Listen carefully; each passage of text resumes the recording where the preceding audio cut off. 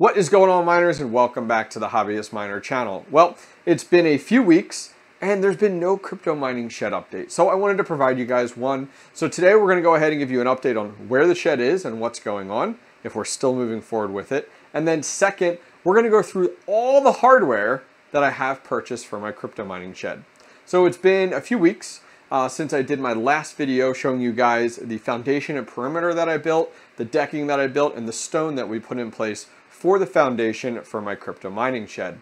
That project is 100% moving forward. I actually just got a call Friday, and did talk with the owners of the company. It's actually an Amish company because of where I'm located in Pennsylvania that is building the shed, and it's a custom shed. It's an actual lean-to style, which means one side of the shed is bigger than the other. So if you're envisioning a shed, the lower side of a lean-to is going to be my intake side. And then it's going to expand upward, sloping. And the other side, the higher side, is going to be my exhaust side of my shed. And so in today's video, we're going to go through all the hardware that I purchased for my lean-to crypto mining shed. Now, based off my conversation with them, they're going to give me a call in 1 week and let me know of an upcoming delivery. So I kind of said, hey, is that sometime in the next 4 weeks? They said, actually, it's probably in the next 2 weeks. So that is insanely exciting. Once the shed does arrive and get installed, I can't do anything yet. I actually have to reach out to my township and get a inspection for the shed. So I got a permit when I originally applied for it. That's gone through fine. Then I have to have an inspection. Once the inspection is done, just to say this is what I actually requested the permit for, then we can get started with getting our electrician in here and getting everything wired up to start our shed project. But while we wait for that to occur, we can start working on airflow, which is super, super critical when it comes down to what we're building with our crypto mining shed. So I'm going to go ahead and cut over to my GoPro, and we're going to take a look at everything I've purchased and why in anticipation for my upcoming crypto mining shed project. Alrighty, miners, we have loads of stuff to go through today, as you guys can see, and this is only about half of it. So let's go ahead and get started. Now, quick PSA, I'm going to have links to almost everything I have here. If I miss something, if you guys have a question about something, leave a comment down below, but I'll put links to everything in the video description if you guys are interested. So let's start over here. So in our crypto mining shed, we are going to do 3 30 amp 240 volt. We're going to be putting them inside of the meter box. This is from meterbox.com, has the cool little Hobbyist Miner logo on it. And we're going to be putting that inside of that. We'll be running 10-2, which is required for 30 amp 240 volt. We'll be using the digital meter here that gives you the readouts. And this goes around your hot side, and this will give you your digital readout so that you guys can see how many watts you're using. I love this in my mining room. I love being able to know and balance out my mining room. Then what we have inside of our meter box here is the actual outlet. So we will be using an L630R plug, and it's a locking plug, and it actually will go right from this guy here, which is our PDU. We'll talk about that in a minute. So this will lock there. So we have 3 of those, 3 of our breakers. We're also going to run some 12-2. That will be a 20 amp 120 volt, and that is going to purely be for outlets. That'll be for our exhaust fans, any lights, if we want to put a computer in there for working on things. So that's what that will be run as well. So we're going to have 3 30 amp 240 volt. Our distance is probably only about 40 feet maybe, max. So a little less actually, it's probably 30 feet if I'm honest with you. So I think we'll be good there. And then same thing with our 12-2. And then we do have our meter boxes there. Now for power, finishing off our power discussion, we have 3 of these. 2 that I have here, and then I actually have 1 in my garage right now that's powering my ASIC. These are the Triplite units, and these are great. They have C19s in the front, which I really need to start using more. You can use these with like your octo miners, same thing with my ASIC miner. And then we do have our C13 to 14. These are each 8 amp. So if you're running an ASIC, you actually have to plug 1 of those cables into here if you're going to go that route. But the nice thing is, check out the back. All of these through here. So we're running 3 of these, 1 of these for each of our 30 amp 240 volts is how that'll work. So we'll have plenty of power out in the garage. For Ethernet, we already have Ethernet out in our garage currently right now. I ran it from the basement all the way up into the garage right now where we have our rack. I bought some more cable, and we're gonna run from the garage into the shed. So I have a switch in the garage, so we'll go from the switch into the shed, and then we'll go ahead and I'm not gonna do a patch panel or anything like that. I don't think I'm gonna go crazy. I'm gonna run to a switch in the shed, which I need to pick up, so note to self, I need to buy a switch. And then I'll go from the switch with short runs, maybe 3-foot cables, have to buy some of those, to go into all of our rigs. So let's talk about airflow, because about this side of the room is all airflow. So let's start here. So originally I was gonna go with these guys. This is shutter fans, they're exhaust shutter fans, and they're 12-inch, and I was gonna go with these originally. And I actually picked up, I had 2 from a year and a half ago that I didn't end up using in my basement. So I bought 2 more some time ago, and then I ended up really thinking through it, and I was like, this might not be enough airflow. So I decided to go a different direction with exhaust. So over here, we'll skip back over in a minute, is where we went with exhaust. So I went with 4 of the AC Infinity shutter fans. 4 of these guys, they're 16-inch, these are the T16s, and these things are massive. These do 3,000 CFM each, where these did 1,200. So we have 3,000 CFM times 4. So we're gonna have 12,000 CFM on our exhaust alone. Those are gonna plug into these controllers. These are the controller 76s from AC Infinity. I use these in my mining room right now, and I'll be able to then control these on the highs and the lows. So I'm going to end up setting these up. This will control 2. So 2 of the fans and 2 of the fans. So I think 2 of the fans are gonna have running like all the time. And then my other 2, but I'm not gonna have them at a max of 10 speed all the time. Those are gonna give me the freedom to kind of control the temperature. So like they all come on at this temperature, but they slow down to this temperature when it, a lower speeds. I don't need them full bore if the temperature is low. I just need to move the air through there. Something else we're gonna do here is check these out. These are controller 67s. These are controller 76s. So these I'm going to use in my shed for these guys. So these are the 5,200 CFM fans that are made by the company Built Hard. And the nice thing is I'll be able to probably mount these on the wall the way that these will end up looking. So I can mount them to the wall. And then what I'm gonna do is check these out. So these are made by AC Infinity as well.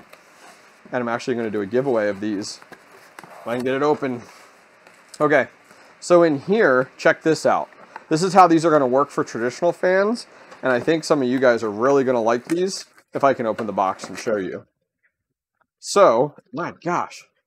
All right, making a mess here. So check it out. This is just like this, okay? Where you can set your temperatures, and when this hits a certain temperature, it enables the power on this here. So imagine this is like a surge protector, and this is a temperature controller. So when it hits temperature X, turn these on. When it hits temperature Y, turn these off. And it actually has a full, look at this. It's like 25 feet of their temperature sensor cable that goes from here, and then I can hang it from the ceiling. So my thought pattern is, these are like my emergency backup fans. So I can have these go ahead and have 3 of these turn on and full bore when temperature hits a certain threshold. So like if it hits over 100 degrees in my shed, these kick on in order to make sure that the GPUs actually like emergency type of situation. Now, my thought pattern is here, guys, is I'm actually going to give away 2 of these. So if you guys are interested in entering the giveaway, I'm going to ship these worldwide, anywhere. Go ahead and do in chat, do the pound or hashtag AC Infinity, one word. So is it on the box here? Here it is right here. Right there, AC Infinity, one word. Hashtag AC Infinity, one word right there. I'm going to show it closer. These are really sick. I can't wait to use them and get them in place. So I'll have links to all this fun stuff here. Huge shout out to 𝐴Cinfinity, by the way. I want to be completely transparent. They provided me all of the 𝐴Cinfinity tech. So all those controllers, as well as all of the T16 shutter fans. I can't wait. Those things are massive. So going back to airflow, that's my exhaust side. So 12,000 CFM just sucking the air out of my shed. Well, how am I going to get intake? Well, this is where I think I actually need to buy more of, and I love your opinions. So right here we have gable vents, and shout out to ChumpChange for recommending these and showing these off in previous videos of his. So these are the vents that'll sit on the outside. They're 12 by 16, and then the nice thing is these actually come apart. So these pull apart, and then you have access to this layer in here. So this isn't my end-all filter. I'm going to go ahead and put a blue and white air filter, these guys right here, this blue and white air filter material inside of those gable vents, and I'm going to replace those multiple times a year, the filters, because these just pop off and I can replace them. They're not washable or anything, but that whole bag was like 20 some bucks. That'll fit perfectly right inside here. I measured it out, and then a few times, you know, maybe once a quarter, twice a quarter, I'll pull these filters out and replace them. So I have 6 of these right now. I have a feeling that I'm going to need, and those are not cheap. These are actually really expensive. Last I looked, they were almost $60 each, which is crazy. I know. I'm thinking I'm going to need 3 more of those. I'm thinking I'm truly going to need a row of 3, a row of 3, and then a row of 3 all the way up top, just to keep up with the amount of exhaust. Now, my goal in my crypto mining shed is to create a wind tunnel. With mining, it is not about cold temperatures as much as it is about airflow, airflow, and airflow. You need to get as much air over the cards and away from the cards as possible. So that's why I'm going with this design of a ton of intake and then a ton of exhaust. Now, some concerns I have on my intakes are pulling in water. So because my exhaust is sucking the air through from the right side or outside, inside, my concern is I'm going to have so much exhaust that I'm going to pull in water. So I am looking at some hoods for these. I'll have to kind of see how things work out, and then I'll decide from there. So this is kind of half of my hardware. Let me go ahead and break this down, and this is going to cover airflow, electrical.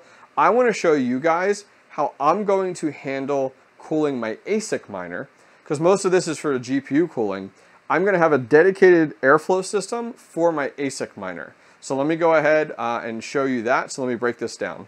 Alrighty guys, so let's talk ASIC cooling for my miner. So as you guys know and seen in my previous videos, I have a Bitmain Antminer S19J Pro. It does 104 terahash on Bitcoin, but at over 3,000 watts. And the issue with that as a home miner is 1, it's crazy loud, and 2, the heat is insane. So my goal is to keep my ASIC miner entirely separate in my crypto mining shed on its own dedicated intake and exhaust. So let's talk intake first. So on the intake side, this is going to be mounted on the side of my shed, just like this.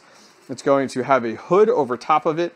I've learned that the hard way with my existing setup. These are what I really wish I did, and I may consider swapping out in my crypto mining room. These have these full protective hoods on them. They have the mesh on the front to help out with rodents. And so we have an 8-inch inline hood, and I'll put a link down below to this. So it's going to go from the outside of my shed into a very small run of 8-inch ductwork and into this massive 𝐴Cinfinity inline MERV filter box. It's an 8-inch one, so it's going to have 8-inch coming in the front. It's going to go through an entire filter box with a MERV filter, and then it's going to exit out the back side. Now what I'm going to do, and I haven't decided yet, and I love your feedback, is I have an inline fan that's going to be driving this intake system. Do I put it after my intake box, or do I put it before my intake box? So does my inline fan go between the outside intake and the intake box, or does it go after the intake box? I'd love your opinion down below. I do have some time to think about it. I'm kind of thinking, as I've kind of thought through it and talked through it, of swapping it and doing this intake. This is an 800 CFM inline fan. I use these in my crypto mining room. They work amazing. I'm thinking about putting it before. So now my intake box would be over here, and my inline fan would be over here, because then it's going to push air right through the filter box. After it goes through the filter box, then, so we're going to go bam, bam, bam. Then it's going to go into some more 8-inch ductwork, and now we come over here. So in my previous video, you guys took a look at this. This soundproofing box is from Cryptology Consulting. Now, I'm in a neighborhood, so I know that ASIC is going to get loud. So I have the soundproofing box with a dedicated system for intake. We're going to hook this. These are from Crypto Cloaks. These are amazing. I don't know all the details behind the 3D printing, but it's supposed to sustain some crazy heat. It's going to mount to the front of my box like this, and then it's going to connect to our ductwork here, and then connect to the rest of this. So we have dedicated intake system that's going to come into the box. It's going to keep the ASIC quieter and that airflow isolated. Then we have another one out the back side of our box here that's going to go out this side, which I just did orange for the heat side, the hot side. And then it's going to go ahead and go through ductwork, and then it's going to get exhausted. Okay, and here is our exhaust. So it'll exit the box, go through our adapter, go through our ductwork, and then this is going to be mounted on the outside of the shed as our exhaust. I'll probably end up removing this mesh grill. This just pops out of here. As you guys can see, it's not in there super hardcore. And then this will be my exhaust exiting from there. So this is kind of my thoughts on my ASICs. Everything I've read, everyone I've talked to in this scenario, if you do the soundproofing box, you need to have a dedicated intake and exhaust system. Because if not, your ASIC actually overheats in the box alone. But having a dedicated system should do really, really well. We have the intake filter to help protect everything else going on here. And then in addition to that, it helps to protect my ASIC and keeping that clean. So I will have some filters I'm going to have to keep up for my farm with, especially because we're outside now. But this is what I'm thinking, guys, for my ASIC cooling and my game plan for my crypto mining shed. We're still a few weeks out. My next video will be of the shed in place, and I'll give you guys a tour of the shed while we wait for the inspection to occur from the township. Well, guys, thank you guys very much for joining me today. If you guys want a link to anything in this video, I'm going to put it down below, so check it out. If you have any questions, comments, maybe you spotted something that I entirely missed, leave a comment down below. I would love your opinion, your expertise. Please drop it down there. Other than that, guys, if you enjoyed the video, give it a thumbs up. And finally, don't forget to subscribe. Take care.